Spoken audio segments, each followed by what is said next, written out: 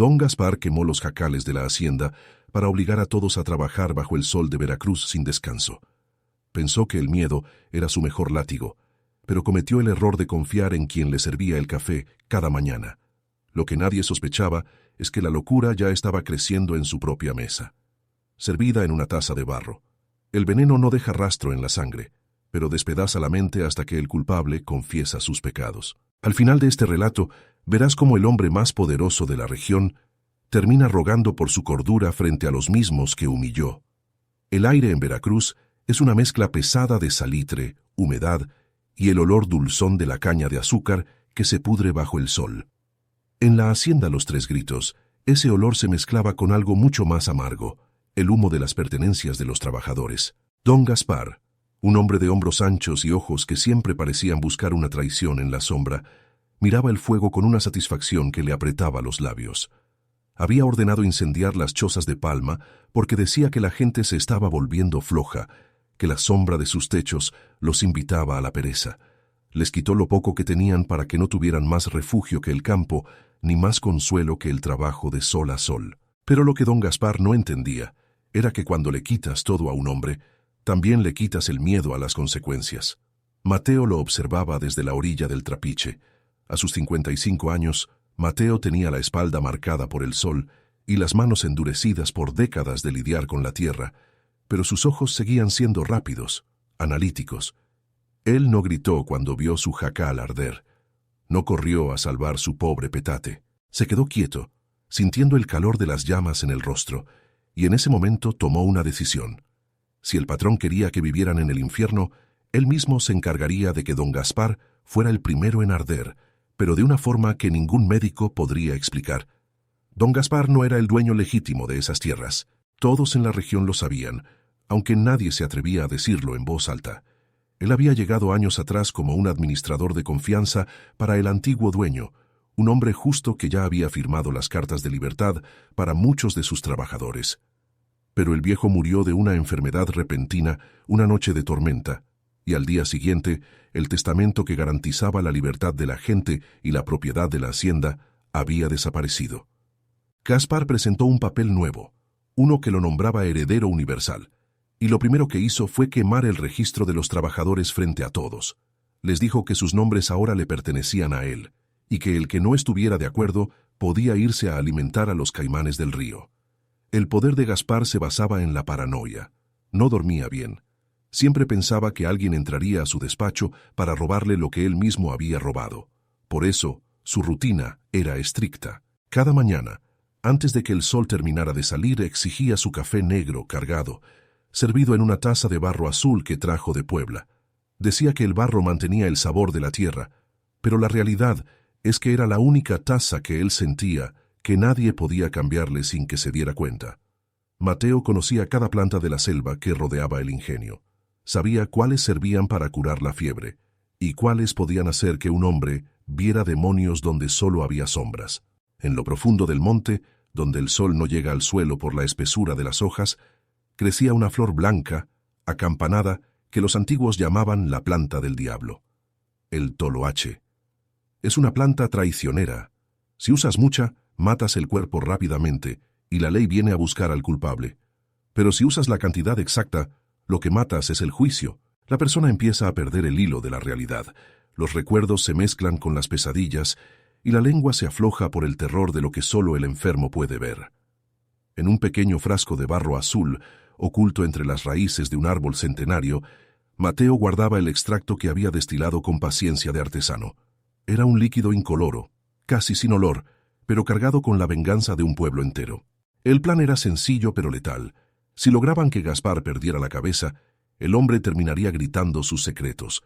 Y había un secreto en particular que Mateo necesitaba que saliera a la luz: la ubicación del testamento original, ese papel manchado que Gaspar no se atrevió a quemar por una superstición absurda de que, si destruía el documento, el alma del antiguo dueño vendría a cobrarle la deuda.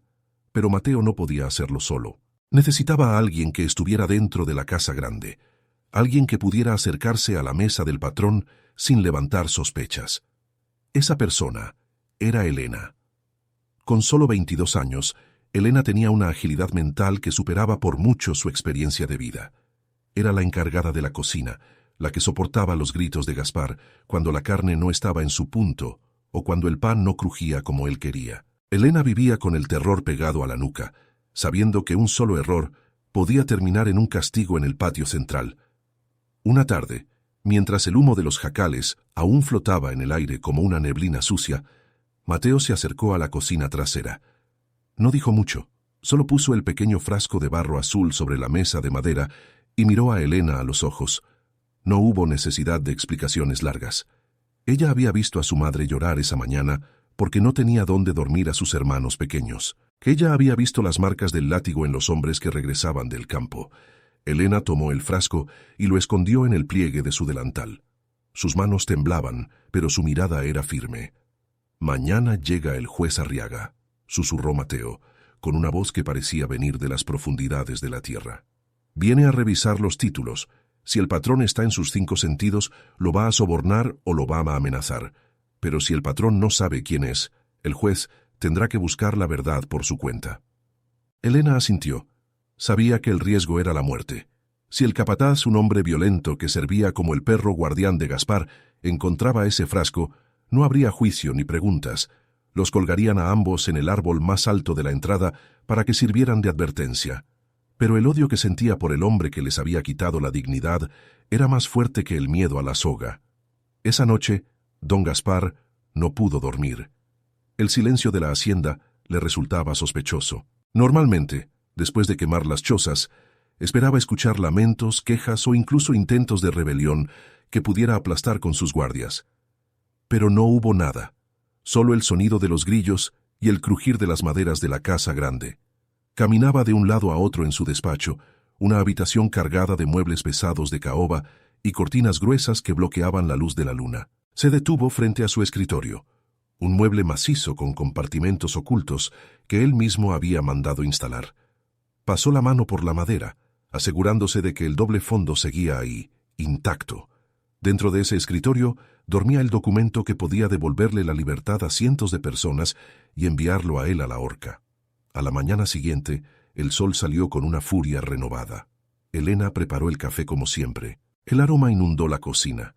Un olor fuerte que normalmente le gustaba, pero que ese día le revolvía el estómago. Con los dedos temblorosos, destapó el frasco azul. Una gota. Solo una gota cayó en el fondo de la taza de barro antes de verter el líquido negro. Sus ojos se movían hacia la puerta, esperando que el capataz apareciera en cualquier momento. El hombre tenía la costumbre de entrar sin avisar, olfateando el aire como si pudiera detectar la traición. «¡Elena! ¡El café!», gritó la voz ronca de Gaspar desde el comedor. Ella respiró hondo, se alisó el delantal y tomó la bandeja. Al caminar por el pasillo sentía que cada paso resonaba como un tambor. Entró al comedor y vio al patrón sentado a la cabecera, revisando unos papeles con el ceño fruncido. Gaspar no la miró, simplemente extendió la mano mientras seguía leyendo. Elena colocó la taza frente a él. Sus ojos se fijaron por un segundo en el borde de la taza de barro azul. Parecía igual que siempre, pero ella sabía que dentro de ese recipiente se estaba gestando el fin de un imperio de crueldad. Gaspar tomó el primer sorbo. Hizo una mueca. «Está amargo hoy, Elena. ¿Cambiaste el grano?», preguntó sin levantar la vista, pero con un tono que hizo que a la joven se le helara la sangre. «Es el mismo de siempre, señor. Tal vez sea el humo de ayer que todavía está en el aire», respondió ella, tratando de que su voz no flaqueara. El patrón gruñó algo ininteligible y dio otro trago más largo. Elena se retiró rápidamente, pero no volvió a la cocina. Se quedó en la sombra del pasillo observando. Sabía que el toloache no actuaba de inmediato. Primero vendría una ligera pesadez, luego una confusión en los colores y finalmente las voces. Mientras tanto, en la entrada de la hacienda se escuchó el trote de caballos. El juez Arriaga había llegado. Era un hombre de la corona, estricto, con una peluca empolvada que parecía fuera de lugar en el calor tropical de Veracruz.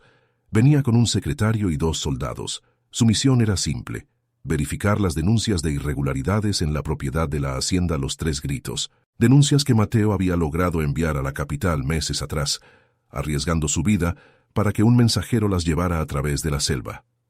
Don Gaspar se levantó para recibir al juez, pero al hacerlo sintió que el suelo se movía ligeramente bajo sus pies. Se sujetó del borde de la mesa, Un sudor frío empezó a perlarle la frente.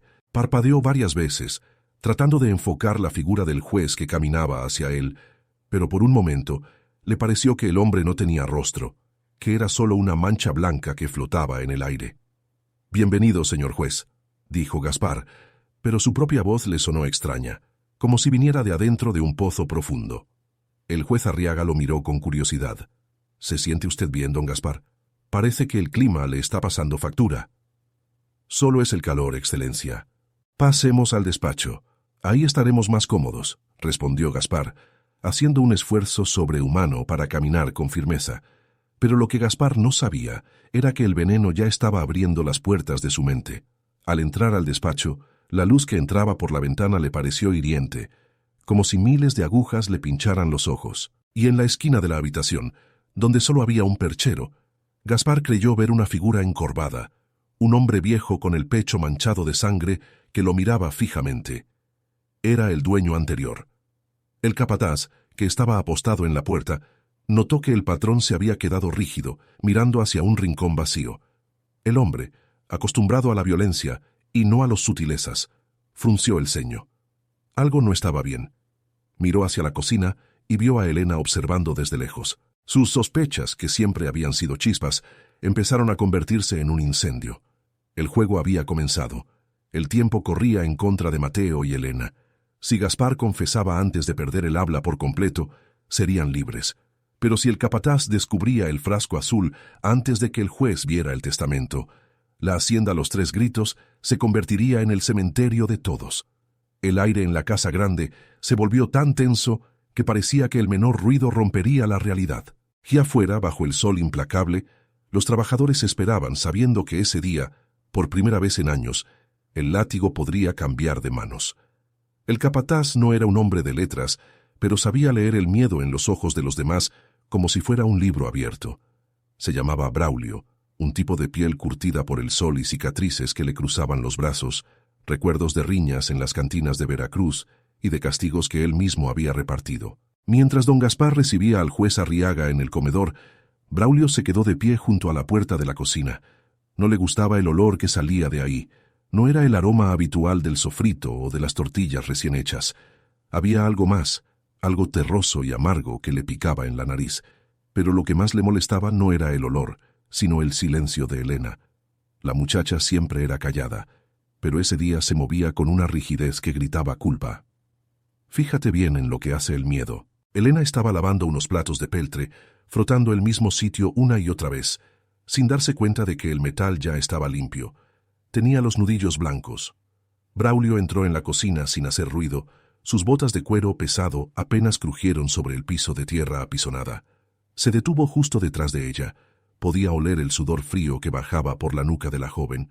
En ese momento, Elena sintió que el mundo se detenía. El frasco de barro azul, ese pequeño recipiente que contenía el destino de la hacienda, estaba escondido apenas a unos centímetros de ella, dentro de un hueco en la pared de piedra, detrás de un racimo de chiles secos. «¿Por qué tiemblas, muchacha?». La voz de Braulio era como el roce de dos piedras. Elena no se dio vuelta de inmediato. Sabía que si lo hacía, sus ojos la traicionarían. «Hace calor, don Braulio. El vapor de las ollas», logró decir aunque la voz le salió pequeña, como el piar de un pájaro asustado.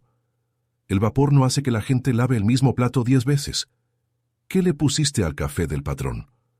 Braulio dio un paso más, acortando la distancia. Su mano, grande y callosa, se posó sobre la mesa muy cerca de donde Elena tenía las manos. En ese preciso instante, un grito seco llegó desde el comedor.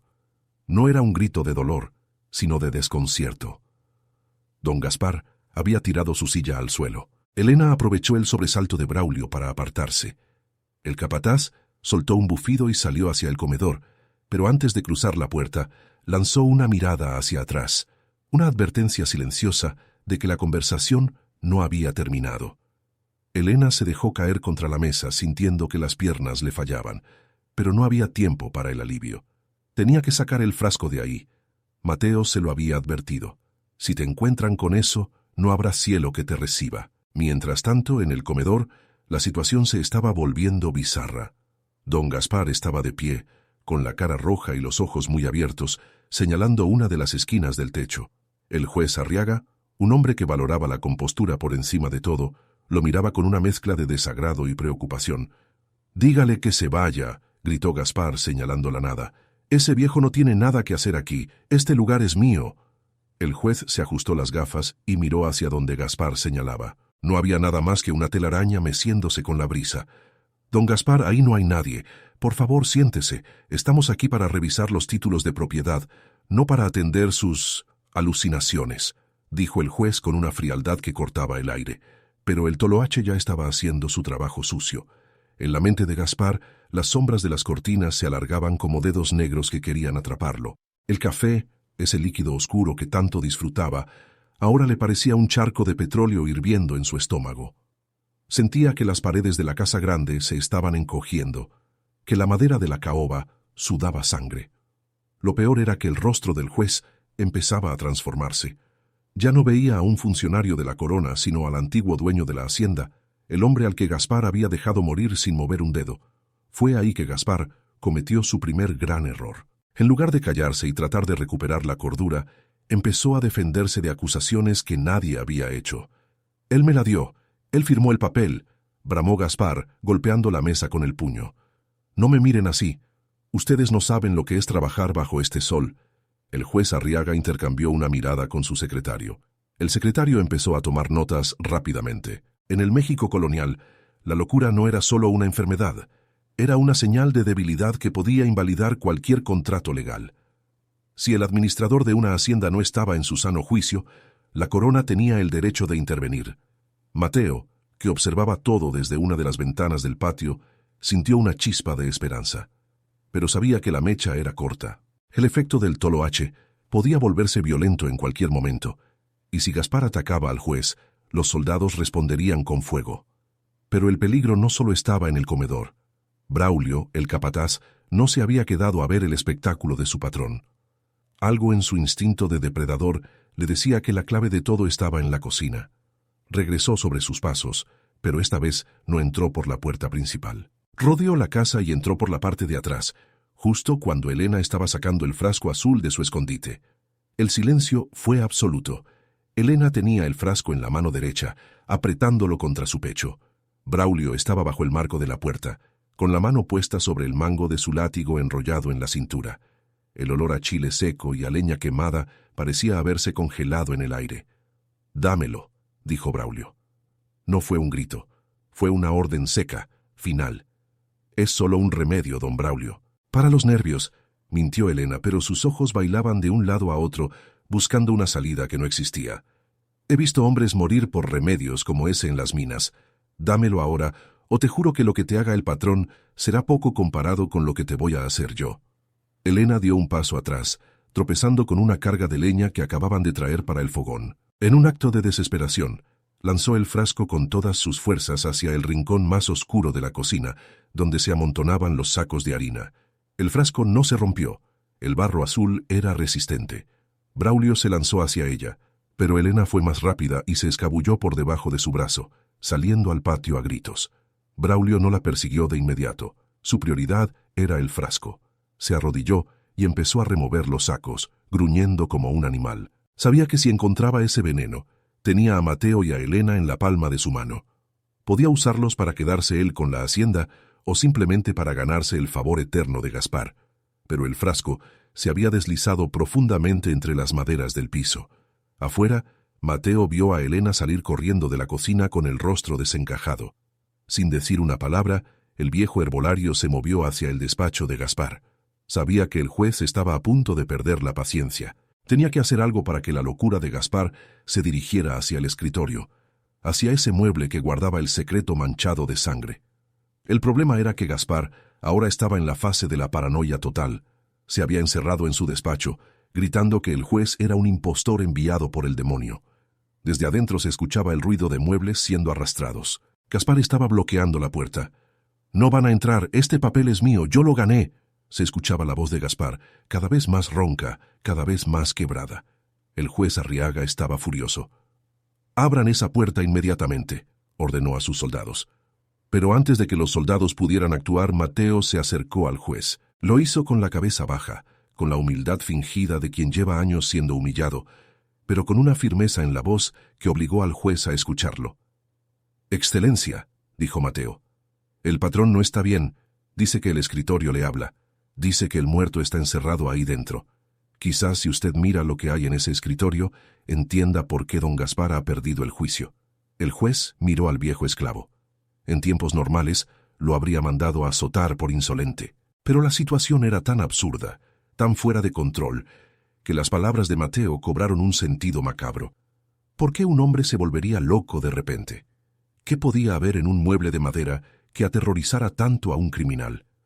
«Usted, viejo», dijo el juez señalando a Mateo. «¿Qué sabe de ese escritorio?»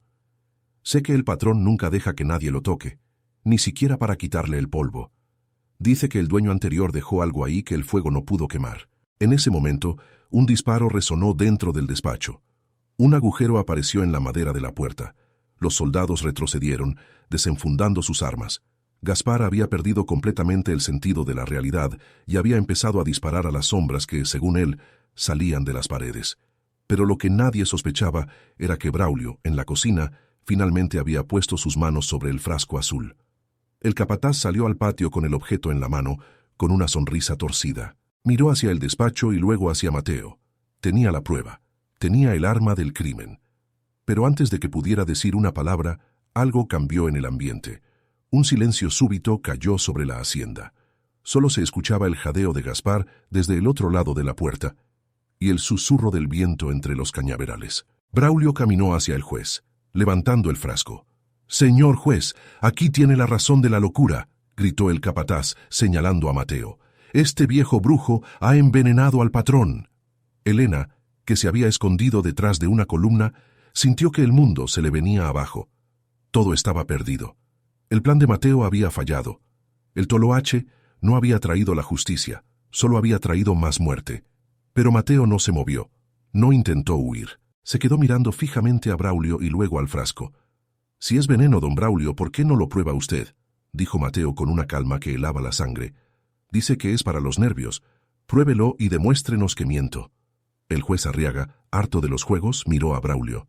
«Traiga eso aquí», ordenó. Pero en ese instante, desde dentro del despacho, se escuchó un golpe seco, como si algo pesado hubiera caído al suelo. Y luego, un sollozo. Don Gaspar ya no gritaba. Estaba llorando. Estaba rogando perdón a alguien que no estaba allí. Pero lo que el capataz no sabía era que Mateo tenía un as bajo la manga. El frasco que Braulio sostenía no era el mismo que Elena había lanzado. En la confusión de la cocina, mientras Elena corría y Braulio buscaba, la joven había logrado patear el frasco real debajo de la leña, y Braulio había agarrado un frasco idéntico que Mateo siempre llevaba consigo, lleno de simple agua con sal. El verdadero veneno seguía en el sistema de Gaspar, y el verdadero frasco seguía oculto, esperando a ser descubierto o a desaparecer para siempre. Pero la trampa no era solo para el patrón, era para todos los que habían abusado de su poder. «Abran esa puerta», dijo el juez con una voz que no admitía réplicas. «Ahora mismo». Los soldados embistieron la madera. El estruendo de la puerta al romperse marcó el inicio del fin.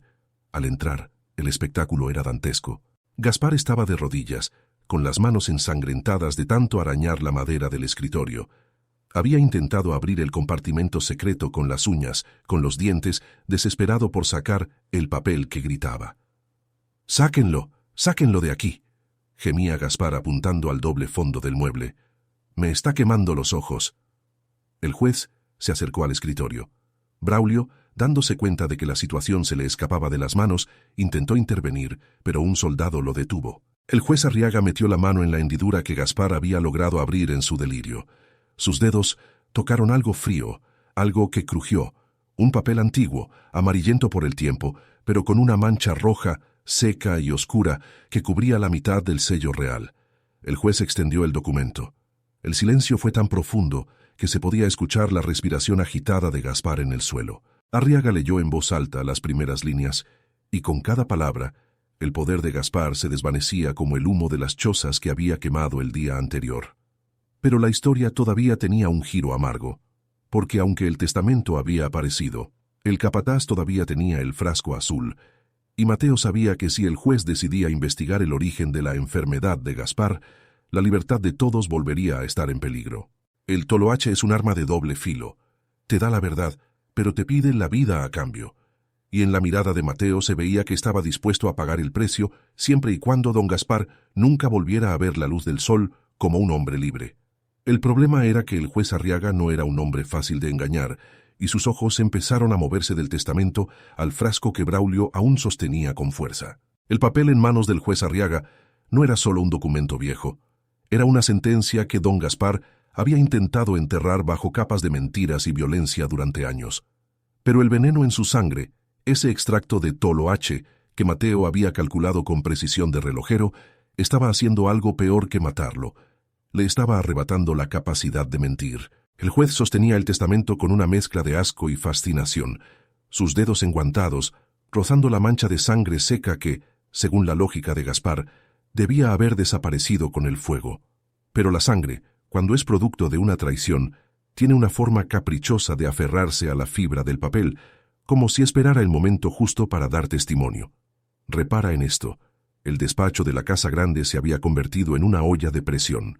Don Gaspar seguía en el suelo sollozando, con las uñas rotas y llenas de astillas de caoba. Para él, el juez ya no era un representante de la ley, sino un espectro. En su mente distorsionada, la peluca blanca de Arriaga se transformaba en el cabello canoso de don Amancio, el antiguo dueño. El aire se sentía espeso, cargado de un olor a flores podridas que solo Gaspar podía percibir. Cada vez que el juez movía el papel, Gaspar escuchaba el grito del hombre que él mismo había asfixiado con una almohada años atrás. La culpa, amplificada por la planta, le estaba devorando las entrañas. «Este sello es auténtico», dijo el juez, su voz resonando como un martillo en el silencio de la habitación. «Y esta mancha, don Gaspar, no hace falta ser un sabueso para entender que esto no fue un accidente. Aquí dice claramente que a su muerte, don Amancio otorgaba la libertad inmediata a todos los trabajadores y que la propiedad debía ser dividida. ¿Cómo explica usted que este documento estuviera escondido en un doble fondo de su propio escritorio?» Gaspar no respondió con palabras coherentes. Se limitó a señalar el rincón vacío, con los ojos inyectados en sangre. «Él me obligó, me miraba desde la cama», gritaba Gaspar, revolcándose. «Dile que deje de sangrar. El papel no se calla, señor juez. Quémelo, por el amor de Dios, quémelo de una vez». Afuera en el patio la tensión era casi tangible. Los trabajadores se habían acercado a la Casa Grande, formando un semicírculo de rostros curtidos y silenciosos. No había gritos de júbilo todavía, solo una espera pesada. Mateo estaba al frente, con los brazos cruzados observando la puerta rota. Sabía que el primer paso estaba dado, pero el peligro no había desaparecido. Braulio, el capataz, seguía allí. Y un hombre como Braulio es más peligroso cuando sabe que el barco se está hundiendo. Braulio dio un paso al frente, levantando el frasco de barro azul que le había arrebatado a Elena. Sus ojos buscaban los del juez, tratando de recuperar el control de la situación. «Excelencia, no escuche a un loco», rugió el capataz. «Mire lo que tengo aquí. Este viejo, Mateo, y la cocinera han estado dándole brebajes al patrón. Lo han embrujado para que diga estas tonterías. Este frasco es la prueba de que todo esto es una farsa de esclavos». El juez Arriaga bajó el documento y miró el frasco azul. El secretario, que no había dejado de escribir, levantó la pluma, esperando la orden de arresto contra Mateo. Fue un momento de esos en los que el destino parece sostenerse de un hilo que está a punto de romperse. Elena, escondida detrás de un pilar de piedra, sentía que el corazón se le salía del pecho. Ella sabía que el frasco que Braulio tenía era el que ella había pateado, o eso creía. En la oscuridad de la cocina todo había pasado muy rápido. «¿Usted dice que este líquido es el responsable de que don Gaspar escondiera un testamento robado hace 5 años?» preguntó el juez, con una ironía punzante. «¿Dice que el brebaje tiene la propiedad de viajar al pasado y falsificar la firma de don Amancio?» «No, señor juez. Quiero decir, esto es veneno. Lo vuelve loco», balbuceó Braulio perdiendo la seguridad. «Pruébelo si no me cree. Huele a muerte». Mateo, con una calma que solo da la vejez que ya lo ha visto todo, dio un paso hacia el capataz. «Don Braulio, usted siempre ha dicho que yo soy un ignorante. Si eso es veneno, ¿por qué no me ha matado a mí, que soy quien lo prepara para curar las fiebres de mi gente?» Mateo miró al juez. «Señor, ese frasco contiene agua de mar y sal. Lo usamos para limpiar las heridas que los látigos de este hombre dejan en nuestras espaldas. Si el patrón está loco, Es por el peso de sus pecados, no por mi medicina. El juez miró a Braulio y luego al frasco. Démelo, ordenó Arriaga. Braulio, atrapado en su propia trampa, entregó el frasco. El juez lo destapó y se lo acercó a la nariz. No olía a nada más que a sal y humedad. Para confirmar, dejó caer una gota en la palma de su mano y la probó con la punta de la lengua. Su rostro no cambió de expresión, pero cerró el frasco con un golpe seco. Agua salada, sentenció el juez. Don Braulio, usted no solo es un bruto, sino que intenta obstruir la justicia de la corona con cuentos de brujería. Soldados, aseguren a este hombre. El capataz intentó resistirse, pero 2 soldados le inmovilizaron los brazos antes de que pudiera tocar su látigo. Fue un momento de justicia poética. El hombre que había encadenado a tantos ahora sentía el hierro frío en sus propias muñecas. Pero mientras Braulio maldecía y era arrastrado fuera del despacho, Elena sintió un frío nuevo. Si el frasco que tenía Braulio era el falso, ¿dónde estaba el verdadero? Ella recordó el movimiento que hizo en la cocina. Había lanzado el frasco hacia los sacos de harina, pero en ese rincón también estaba la tina del agua que usaban para lavar los pisos. Un escalofrío le recorrió la espalda. Si el frasco real se había roto dentro de la tina y alguien usaba esa agua, la locura se extendería por toda la casa grande. Peor aún, si los soldados del juez decidían registrar la cocina y encontraban los restos del toloache concentrado, la coartada de Mateo se caería a pedazos. Dentro del despacho, don Gaspar había pasado del llanto a la risa histérica. Se había arrastrado hasta los pies del juez y trataba de besarle las botas. «Dígale que ya se lo devolví, el papel está ahí, dígale a Amancio que me deje dormir», suplicaba Gaspar, con la saliva colgando de la comisura de los labios. El juez Arriaga miró al hombre que una vez fue el amo absoluto de la región con un desprecio infinito. Para un legalista como él, no había nada más bajo que un hombre que rompía la jerarquía de la propiedad mediante el asesinato y el robo. «Llévenselo a las celdas de la planta baja», ordenó el juez. «Mañana partiremos hacia Veracruz. Don Gaspar enfrentará un juicio, aunque me temo que su mente ya ha dictado su propia sentencia. Secretario, redacte un acta de incautación de bienes. Esta hacienda queda bajo la tutela de la corona hasta que se verifiquen los herederos y se ejecuten las cartas de libertad». Pero entonces ocurrió algo que nadie esperaba. Un ruido sordo, un estruendo que venía de las galeras donde se procesaba la caña. Un humo negro y denso empezó a elevarse hacia el cielo de Veracruz. El capataz, antes de ser llevado, le había hecho una señal a uno de sus hombres de confianza. Si él caía, la hacienda ardería con él. «¡Fuego! El ingenio se quema», gritó alguien desde el patio. El pánico se desató. Los soldados, que debían custodiar a Gaspar y a Braulio, se vieron divididos. El juez Arriaga salió al corredor, protegiéndose los ojos del humo que el viento traía hacia la casa grande. Mateo sintió que el corazón se le hundía. El fuego era el elemento de Gaspar, su forma de borrar la evidencia, de castigar a los que se atrevían a soñar con la libertad. Si el ingenio se quemaba, el testamento podría perderse en el caos, o el juez podría decidir que la hacienda ya no valía el esfuerzo de una investigación legal. «Elena, ve a la cocina. Asegúrate de que nada salga de ahí», le gritó Mateo entre la multitud que corría hacia los cañaverales. Elena corrió como nunca antes. Sus pies descalzos golpeaban las piedras calientes del patio. Al llegar a la cocina, el humo ya estaba entrando por las ventanas. Buscó desesperadamente en el rincón de los sacos de harina. Movió la tina del agua, tirando el líquido al suelo de tierra. Allí, brillando bajo la luz mortecina del incendio, estaba el frasco azul. Estaba intacto, pero el corcho se había aflojado. Una pequeña mancha oscura en el suelo delataba que el veneno se estaba filtrando. La joven tomó el frasco y lo apretó contra su pecho, pero cuando se dio la vuelta para salir, se encontró con una figura que bloqueaba la salida. No era un soldado ni era Braulio. Era el secretario del juez, un hombre de ojos pequeños y manos manchadas de tinta que la miraba con una curiosidad letal. «Ese frasco», dijo el secretario, extendiendo la mano. El juez probó el otro. «Pero usted parece muy preocupada por este. Dámelo, muchacha. Veamos qué es lo que realmente ocultan ustedes». Elena retrocedió, sintiendo el calor del fuego que ya lamía las vigas del techo de la cocina. Estaba atrapada entre las llamas y la ley. Si entregaba el frasco, Mateo iría a la horca. Si no lo hacía, el secretario llamaría a los soldados. En ese momento, la voz de Gaspar se escuchó de nuevo, un grito inhumano que venía desde el interior de la casa grande. El patrón se había soltado de sus captores y corría por los pasillos, gritando que el fuego era la sangre de don Amancio, que venía a quemarlo todo. El secretario se distrajo por un segundo al escuchar el grito de Gaspar. Fue el único segundo que Elena necesitó. En lugar de darle el frasco, lo lanzó con todas sus fuerzas hacia el centro del fogón, donde las brasas aún estaban encendidas. El barro azul estalló en 1000 pedazos y un humo verdoso, con un olor acre y penetrante, se elevó de inmediato. El secretario tosió, cubriéndose la cara, y Elena aprovechó para escapar por la ventana trasera hacia la seguridad del monte.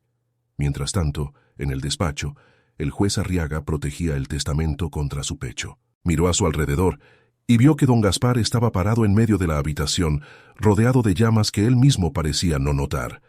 Gaspar reía, señalando el papel en manos del juez. «¡Léalo de nuevo!», gritaba el loco. «Dígales que son libres. Dígales que ya no tengo dónde guardarlos». El juez se dio cuenta de que la situación estaba fuera de control. El toloache no solo había revelado la verdad, había desatado un caos que amenazaba con devorar a culpables e inocentes por igual. Arriaga salió del despacho justo antes de que el techo de caoba colapsara, dejando a Gaspar atrás, en medio de su propio infierno personal. Pero la pregunta seguía en el aire. ¿Sería suficiente el testimonio de un loco y un papel manchado de sangre para cambiar el destino de cientos de personas? ¿O el fuego de la hacienda Los Tres Gritos terminaría por consumir también la esperanza de libertad que Mateo había sembrado con tanta paciencia? El humo cubría el sol de Veracruz, y en medio de la oscuridad, Mateo buscaba a Elena sabiendo que el precio de la justicia estaba resultando mucho más alto de lo que jamás imaginó. El testamento estaba a salvo, pero la prueba física de su intervención, el frasco azul, ahora era solo ceniza y humo mezclado con el incendio. La verdad estaba fuera, pero la soga todavía colgaba sobre sus cabezas. El fuego no solo quema la madera, el fuego borra las huellas de los criminales, o al menos eso era lo que don Gaspar creía mientras las llamas devoraban las vigas de la hacienda Los Tres Gritos. Pero lo que ese hombre no entendía, con su mente ya fragmentada por el toloache, es que hay manchas que ni el incendio más voraz puede limpiar.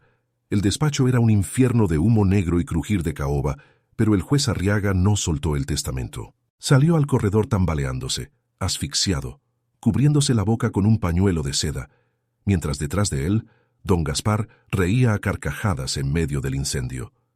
Gaspar ya no sentía el calor de las brasas. Para él, el fuego era una lluvia de pétalos rojos que caía del cielo para celebrar su victoria. Esa es la trampa final de la planta. Te hace sentir un rey justo cuando el suelo se abre bajo tus pies. Repara en lo que sucedió en la cocina. El secretario del juez, ese hombre de ojos pequeños que sospechaba de Elena, se quedó paralizado mientras el humo verdoso del frasco roto subía por sus narices. No fue una dosis fuerte, pero fue suficiente para que el mundo se le volviera borroso. Elena no miró atrás, saltó por la ventana trasera y se perdió entre los matorrales de café, buscando a Mateo. El secretario intentó gritar, pero solo le salió un gemido ahogado. Sus piernas se volvieron de trapo y terminó desplomado sobre el piso de tierra, rodeado de sacos de harina que empezaban a arder. El destino tiene un sentido del humor muy negro. El hombre que buscaba la prueba del veneno terminó siendo su última víctima accidental, invalidando cualquier testimonio que pudiera dar contra los esclavos. En el patio principal, el caos era absoluto. El capataz Braulio, con las manos atadas a la espalda, forcejeaba con los 2 soldados que lo custodiaban. Al ver que el ingenio se quemaba y que la casa grande estaba a punto de colapsar, Braulio sacó una fuerza animal de su odio. Logró derribar a uno de los guardias con un cabezazo y empezó a correr hacia el monte, arrastrando las cadenas. No buscaba salvarse, buscaba a Mateo. En su mente retorcida, si él iba a caer, se llevaría al viejo herbolario al infierno con él. Pero el monte es territorio de quien lo conoce, no de quien lo domina a látigos. Mateo lo estaba esperando cerca del río, donde el agua corre rápida y el ruido de la corriente oculta los gritos. No tenía armas, solo tenía su silencio y la sombra de los árboles. Cuando Braulio apareció entre los arbustos, jadeando, con la cara manchada de ceniza y los ojos inyectados en rabia, Mateo no se movió. El capataz se lanzó sobre él como un perro rabioso, pero Mateo simplemente dio un paso a un lado. Braulio, con las manos atadas y el equilibrio perdido por el esfuerzo, rodó por la orilla fangosa. «Te voy a matar, viejo brujo», rugió Braulio tratando de levantarse. «Voy a decirles a todos lo que hiciste. Voy a decirles que tú volviste loco al patrón». Mateo se acercó despacio. Se acuclilló frente al hombre que le había marcado la espalda tantas veces. «Nadie le cree a un reo que escapa, don Braulio», dijo Mateo con una voz tan fría que parecía el filo de un machete. «Y menos cuando el juez ya tiene el papel en su mano. El patrón no está loco por mi planta. Está loco porque usted le ayudó a matar a un hombre bueno y el recuerdo no lo dejó vivir. Mi planta solo le dio una voz a su conciencia». Braulio intentó lanzarse de nuevo, pero sus pies se hundieron en el lodo profundo del río. En ese momento, los perros de la hacienda, que habían escapado del incendio, empezaron a ladrar en la espesura. No eran ladridos de caza, eran aullidos de terror. El capataz se quedó quieto. En la oscuridad del monte, el efecto del humo que había inhalado en la casa empezaba a jugar con sus sentidos. Vio sombras que se movían entre los troncos, sombras con forma de hombres que él mismo había mandado a la tumba. El miedo, el verdadero miedo, le cerró la garganta. Mateo se levantó y se alejó sin mirar atrás, dejando a Braulio solo con sus demonios y sus cadenas. Mientras tanto, en la casa grande, la estructura finalmente cedió. El techo del despacho se desplomó con un estruendo que se escuchó hasta el puerto de Veracruz. Don Gaspar no salió. Dicen los que estaban cerca que lo último que se escuchó fue un grito que no parecía humano, una mezcla de risa y súplica. El fuego consumió el cuerpo del hombre que quiso ser dueño de las almas ajenas, pero no pudo consumir la verdad. El juez Arriaga, a salvo en el patio, miraba el documento manchado de sangre que sostenía en sus manos. «Ese papel tiene una mancha que el agua no quita, señor juez», dijo una voz a sus espaldas. Era Mateo. Había regresado del río, limpio, como si nada hubiera pasado. El juez lo miró con sospecha, luego miró las ruinas de la hacienda y finalmente el testamento. Arriaga era un hombre de leyes, pero también era un hombre que sabía cuándo una fuerza mayor había tomado cartas en el asunto. Sabía que investigar la enfermedad de Gaspar solo traería más problemas legales y que el secretario que ahora deliraba en la enfermería improvisada no era una fuente confiable. «La justicia es un camino tortuoso, Mateo», respondió el juez, guardando el testamento en su casaca. «Don Gaspar ha muerto por su propia mano al incendiar su propiedad. El capataz ha desaparecido en el monte. Lo que queda aquí es un testamento legalmente válido que otorga la libertad a todos ustedes. No haré más preguntas sobre lo que pasó en esa cocina». A la mañana siguiente, el sol salió sobre las ruinas humeantes de los Tres Gritos. Ya no había olor a caña quemada, solo el olor a tierra mojada después de la tormenta. El juez Arriaga cumplió su palabra. Frente a los soldados y los trabajadores sobrevivientes, leyó el testamento original de don Amancio. Cada nombre mencionado fue una cadena que se rompió. Elena lloró en silencio, abrazada a su madre, mientras Mateo miraba hacia el horizonte, donde el río se perdía en la selva.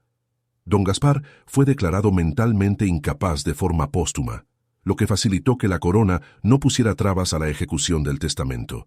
Sus bienes restantes fueron confiscados para pagar las indemnizaciones a los trabajadores, tal como el dueño original lo había dispuesto. Braulio nunca fue encontrado. Algunos dicen que se ahogó en el río, otros que se volvió loco y vaga por la selva como un animal, huyendo de las sombras que solo él puede ver.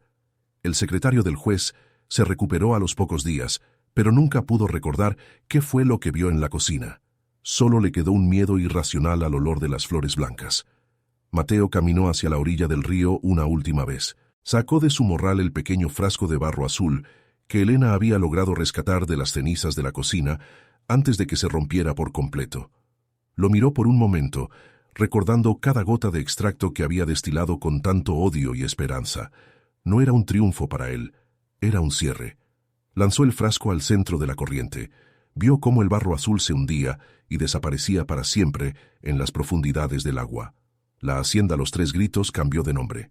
Con el tiempo, la gente empezó a llamarla la Hacienda de la Libertad. Mateo y Elena se quedaron allí, no como esclavos, sino como dueños de sus propios destinos, trabajando la tierra que ahora les pertenecía por ley y por sacrificio. El toloache siguió creciendo en la selva, discreto, con sus flores blancas esperando en la sombra, pero nadie volvió a usarlo en la casa grande. No hacía falta. La lección estaba grabada en las piedras de la hacienda. El poder que se construye sobre la injusticia es un palacio de humo que cualquier viento de verdad puede derribar. Al final, don Gaspar no fue destruido por una planta. Fue destruido por la imposibilidad de sostener su propia mentira. El veneno solo aceleró lo que ya estaba ocurriendo en su interior, la putrefacción de un alma que se creía por encima de los demás. La ambición fue su verdadera locura, y el toloache solo el espejo donde se vio obligado a mirar su propia monstruosidad. Los que sembraron dolor terminaron cosechando el olvido, mientras que aquellos que fueron humillados ahora caminaban con la frente en alto bajo el mismo sol de Veracruz, que una vez fue su verdugo.